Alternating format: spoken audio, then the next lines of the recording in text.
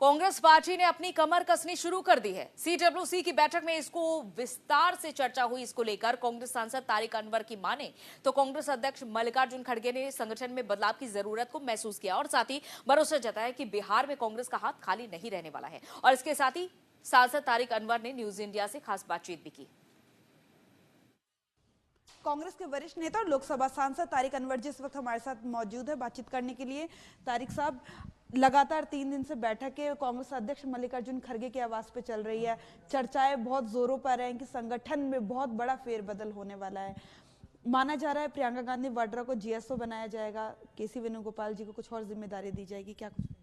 अब किसको क्या बनाया जाएगा ये तो मैं नहीं जानता, लेकिन लगभग 3-4 महीना पहले जब वर्किंग कमेटी की मीटिंग हुई थी तो उसी में खड़गे जी ने इस बात का ऐलान किया था कि बड़े पैमाने पर संगठन में रद्दोबदल होगा। मेरा ख्याल है कि उसी को ध्यान में रखकर अब शायद, हालांकि मुझे आई एम नॉट कन्फर्म, लेकिन जो आप बता रही हैं अगर उसमें सच्चाई है तो उसी परिप्रेक्ष्य में वो कोई फैसला लेने वाले हो सकते हैं।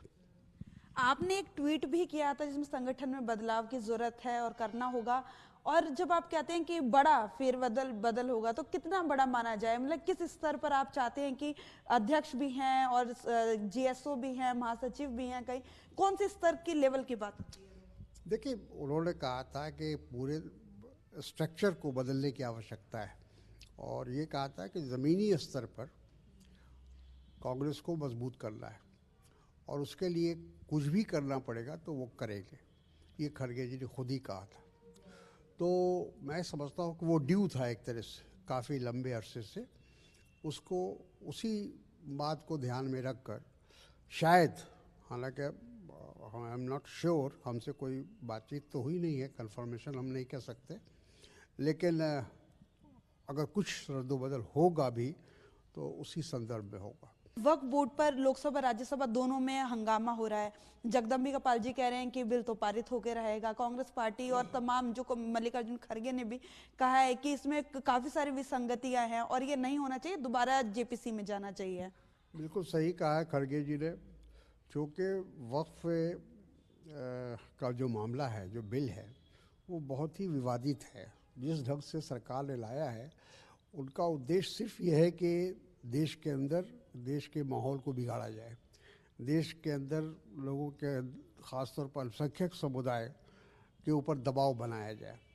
तो जब आपकी नीयत ये हो तो फिर कैसे ये माना जा सकता है कि आपने अच्छे उद्देश्य से ये काम किया है?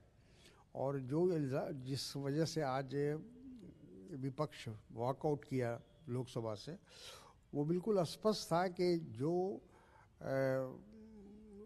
टिप्पणियाँ थी, विपक्ष की जो टिप्पणी थी, डिसेंट था, उसको एक तरह से जो फाइनल बिल बनाया गया उससे उसको हटा दिया गया।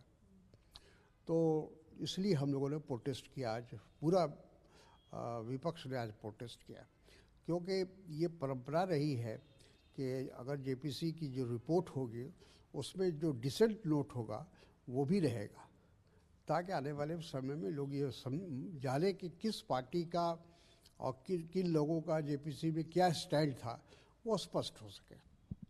बहुत बहुत धन्यवाद हमसे बातचीत करने के लिए। कैमरा पर्सन केडी के साथ